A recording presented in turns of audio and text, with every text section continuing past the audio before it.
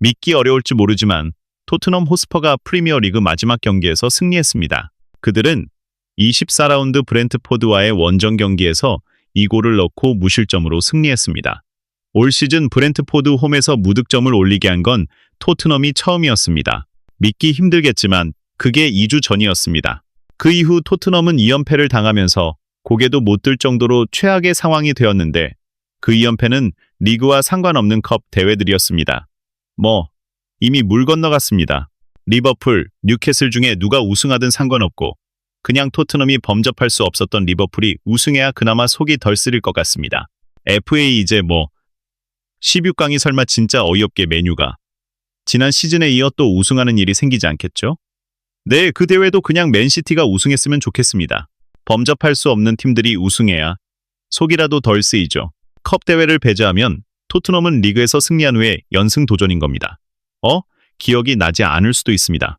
어떻게 토트넘은 브렌트포드에게 승리할 수 있었나요? 그때는 단주마와 테리 영입되기 전입니다. 드라구시는 십자인대 파열을 당하면서 시즌이 마무리되었습니다. 그래서 포백의 아치 그레이와 벤 데이비스가 출전했고 미드필더의 클루셉스키, 비수마 벤탄쿠르를 출전시켰습니다. 그렇게까지 쉬운 경기는 아니었죠. 전반 28분까지 양 팀의 골이 없다가 손흥민이 예리한 코너킥으로 상대의 자책골을 유도하면서 1대0으로 앞서가게 되었습니다. 손흥민의 킥으로 결국 골이 나왔지만 행운도 따랐던 겁니다. 양 팀은 전반전에 비슷한 슈팅과 점유율을 기록했는데 후반전에는 토트넘이 체력적으로 밀리면서 실점 위기가 더 많았습니다. 하지만 킨스키 골키퍼도 실수가 없었고 수비수들도 굉장히 잘해주었습니다. 킨스키 골키퍼가 리버풀과의 2차전에서도 어처구니없는 실수가 없었다면 진짜 몰랐을 텐데 그렇다고 토트넘은 킨스키 골키퍼를 탓할 수도 없습니다. 너무 실점 위기가 많으니까 그걸 다 커버해주길 바라는 건 욕심이겠죠. 1대0으로 아슬아슬하게 앞서 있다가 손흥민이 86분 정말 기가 막힌 스루 패스를 했고 사르의 침착한 마무리로 2대0이 되었습니다. 자, 이걸 어떻게 봐야 할까요? 손흥민이 활약을 못해서 그동안 성적이 안 좋았다고 해야 하는 걸까요? 리버풀에서 활약했던 톰슨 패널은 가장 큰 문제는 손흥민이다. 그에게 대체 무슨 일이 일어난 건가? 그는 경기를 승리하게 만드는 선수였다. 에너지가 넘쳤다. 하지만 이번 시즌은 너무나 부족해 보였다. 지난 몇 달 동안만 그런 게 아니다. 라면서 손흥민의 책임으로 돌리고 혹평을 하기도 하고 의심을 하기도 하더라고요. 어떤 의심이냐면 손흥민이 엔지 감독의 말을 듣지 않는 것 같다는 거죠. 다른 영국 매체들에서는 벤치로 보내야 한다는 황당한 얘기들까지 하고 있습니다. 여러분, 이런 얘기 지금 수용하고 있는 거 아니시죠? 토트넘은 부상자가 속출하면서 선수가 부족했을 뿐만 아니라 에너지가 고갈된 상태였단 말입니다. 그러니 감독도 선수들에게 뭐라고 할 수 있는 게 없다고 했잖아요. 지금 33살 손흥민이 3, 4일 간격으로 심지어 금요일 경기는 이틀 쉬고 또 선발 출전해야 하는 살인적인 일정을 소화했습니다. 거기다 캡틴으로서 이번 시즌 너무 중요하다 보니 본인을 갈아 넣듯이 뛰었습니다.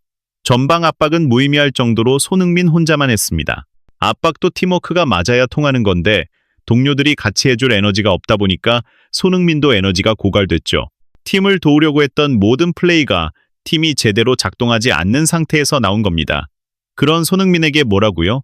축구에서 선수 한 명이 잘하면 좋은 결과를 낼 수 있다고 누가 그러던가요? 메시나 호날두가 형편없는 선수들과 함께하면서 지금의 업적을 세계 최고의 선수들이 모인 팀에서 그들의 도움을 받아 활약한 것입니다. 살라가 지금의 업적을 본인 혼자 만들었나요?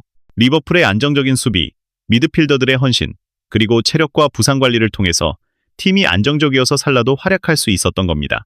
그런데 지금 손흥민이 어떻게 할 수 있습니까? 축구가 농구처럼 한 경기에서 50골, 10엇이 나오는 것도 아니고 매 순간을 1대1 돌파만 하고 잡으면 중거리 슛만 쏘고 코너킥 골만 넣고 그러는 스포츠가 아니잖아요. 손흥민이 슛 찬스를 만들 수 있도록 동료들이 도와줘야죠. 토트넘 이선에서 그게 안 되니까 손흥민이 도움을 주려고 패스만 하고 있는 거 아닙니까? 공격을 하려고 해도 중간에 커트당하면서 쓸데없이 체력만 낭비하는 상황이 빈번한데 어떻게 하라는 겁니까? 물론 아스톤 빌라전에서 득점을 놓친 건 정말 속상하죠. 아니, 근데 세계 최고 선수들도 별의별 실수 다 합니다. 그냥 그런 비난과 비판 들어도 클래스는 변하지 않아요. 클루셉스키도 질질 끌지 않고 패스를 뿌려주면 도움이 되겠는데 왼발밖에 쓰지 못하고 타이밍을 계속 놓치고 있습니다. 부상자들은 너무 오랫동안 안 뛰어서 엔지 감독이 뭐 뭔지도 이미 잊었을 것 같고 경기 감각도 완전 떨어져 있을 것 같습니다. 지금이라도 당장 감독을 경질하면 테르지치가 올 듯이 얘기하지만 본머스의 라울라 감독도 영입 후보에 있다고 하더라고요. 그런데 시즌 중에 현재 본머스 감독이 토트넘으로 올 수는 없죠.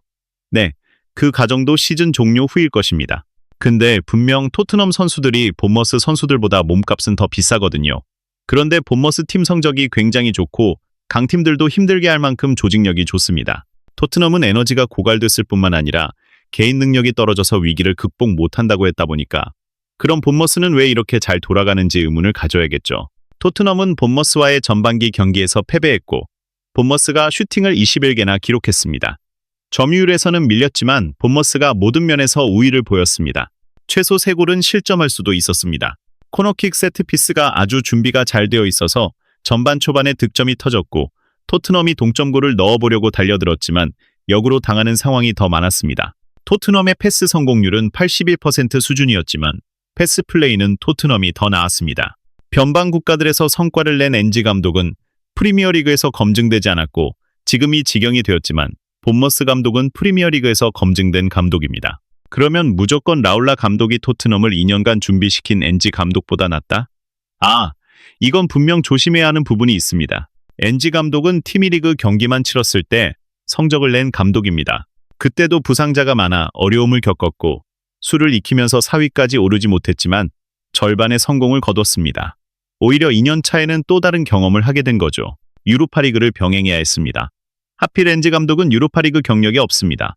챔피언스리그는 수요일, 목요일에 치르고 다시 리그 경기를 준비하지만 유로파리그는 주말 경기 사이 휴식일이 이틀밖에 없어서 축구협회에서 경기 일정을 배려해주지 않는 이상 거의 더블 스쿼드로 치러야 합니다. 엔지 감독은 이 경험도 없었습니다. 선수 영입은 했지만 베스트 11과 벤치 멤버의 차이는 분명 컸습니다.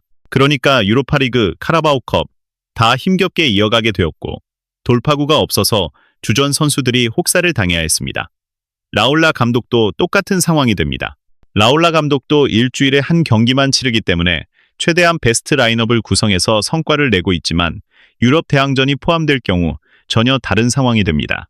이건 감독의 영역이 아니라 구단주의 영역이에요. 유럽 대항전까지 제대로 치를 수 있는 선수 퀄리티가 필요하다는 거죠.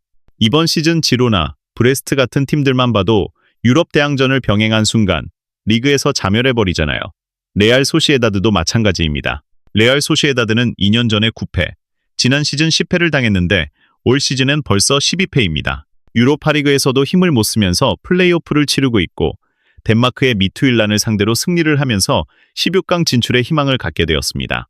독일과 프랑스는 리그 경기 수도 줄여놨기 때문에 다른 대회까지 준비하는데 더 유리하기도 합니다. 토트넘 안 맞아봤으면 말을 하지 마세요. 진짜. 네, 토트넘은 결과적으로 포체티노 감독 빼고 유럽 대항전에 나가는 순간 그 시즌은 다 망쳤습니다. 엔지 감독이라고 뭐 다를까요? 네, 손흥민에겐 유로파리그만 남아있습니다. 플레이오프가 치러지면서 토트넘은 16강에서 미트율란, 레알 소시에다드, 알크마르, 갈라타사라이 중 한 팀을 상대하게 될 텐데 현재로서는 레알 소시에다드와 알크마르가 매우 유리합니다.